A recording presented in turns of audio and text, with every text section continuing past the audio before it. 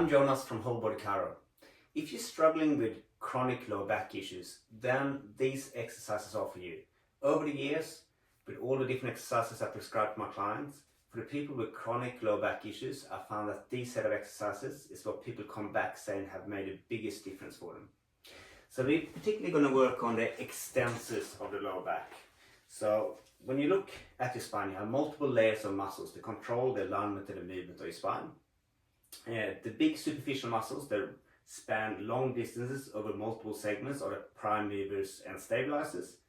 And then deep underneath that you have the small muscles like the multifidus that's primarily there to sense the alignment and position of the segment. So it tells your brain if the segment is twisted to left or to right or side leaning or whatever.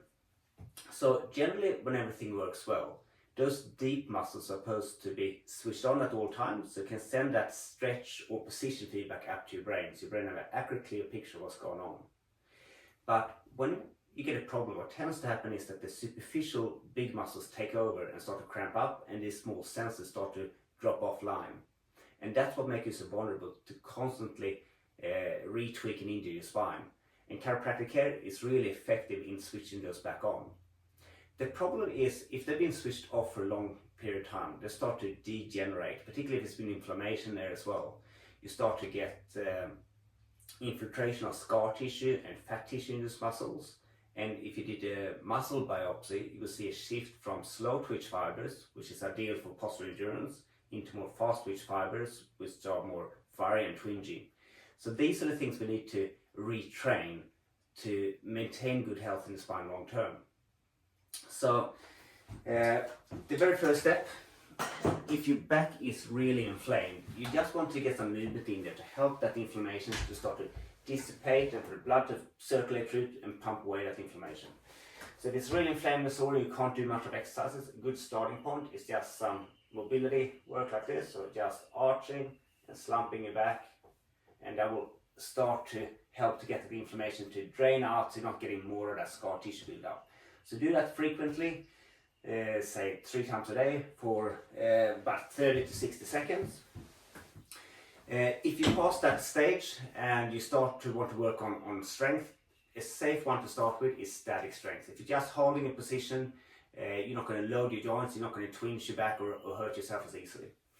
So we're going to use a Roman chair for most of these exercises. So looks like this to start out with. You can have the support pad fairly high like this, so it sort of goes up towards the stomach a bit, and you're just holding it like this. So start at say 30 seconds, but try to build yourself up to about 2 minutes. If you want to make it harder, you can drop that pad a little bit lower, which means that as it goes further down the thigh, you need to sort of engage your glutes as well to maintain that position. Often you can also change the angle, so the further you put it down towards horizontal, the harder the load's going to be. Another way to progress to make it harder is to let one foot out. My feet are hooked underneath the little pad there, so I don't sort of tumble onto my head, but if I take one foot off, so it's just one leg hooked in, create a bit of a rotational force and make it more challenging. So for a time frame here, probably you could half. So if you're aiming to get to 2 minutes with 2 feet, you can aim to get about a minute of holding with 1 foot strapped in. So that will help you to start to build up those slow twitch fibers again if the muscles in your lower back have been inflamed for a long time and you lost some of those slow twitch fibers and lost postural endurance. Next up, we're going to move on to eccentric strength.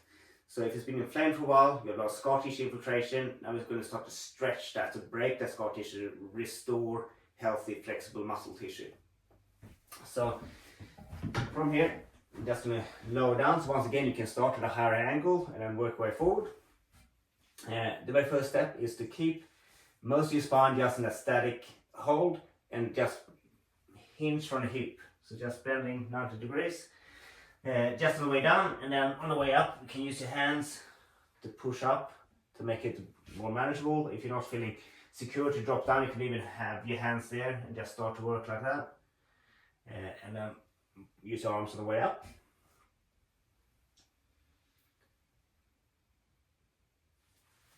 So hopefully here you can do about 10 reps or so at least to start with, and work your way up to about 30 reps. Same thing, you can progress with taking one foot off and just pivot from hip there.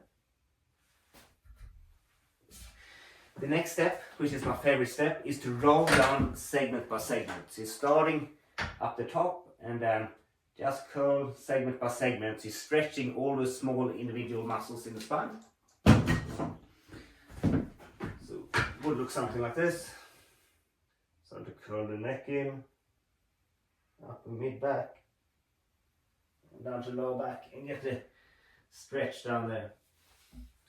And I use my hands to get back up. You could do that with one leg as well.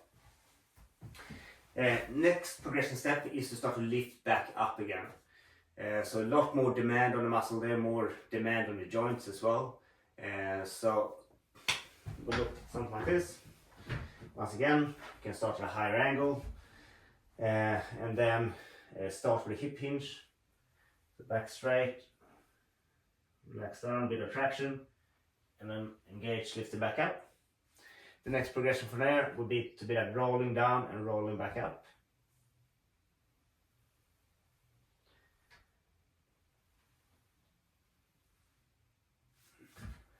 You can do that to just one foot as well.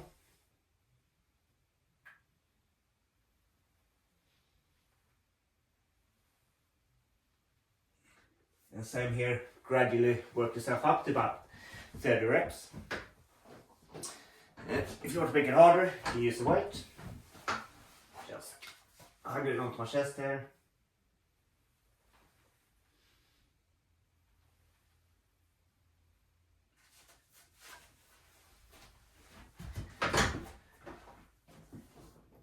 So take your time, work through each exercise level for a long period of time, because if you work too aggressively and too hard, often you get that delayed onset muscle soreness. They create a lot of tension in the big muscles, which once again lead to the small position sensors switching off and makes you vulnerable to twinge your back. The very last step is functional strength. So here we start to make the movement patterns more complex. So if you wanted to do it with a static hold, you can do something like a Y, W, L, T movement, just working through those. You have to keep the lower back stable while you position your shoulder blades in various positions. Or you can start to do various lifts. Like I could do a lat pull here. So just from here, pulling just on the one side to create a rotation in the spine. Or even do reps. So up, pull.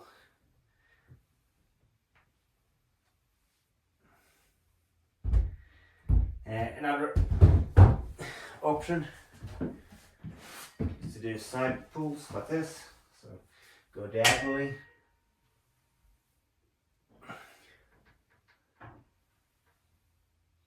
And then the other side.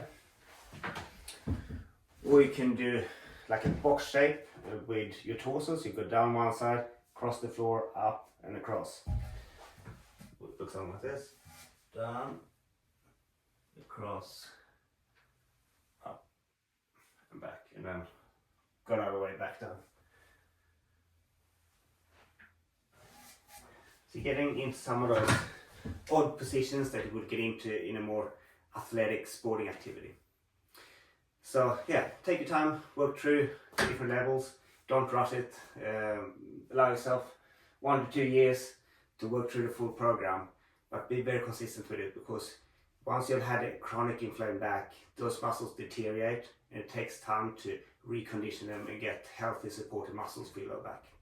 So try that and good luck.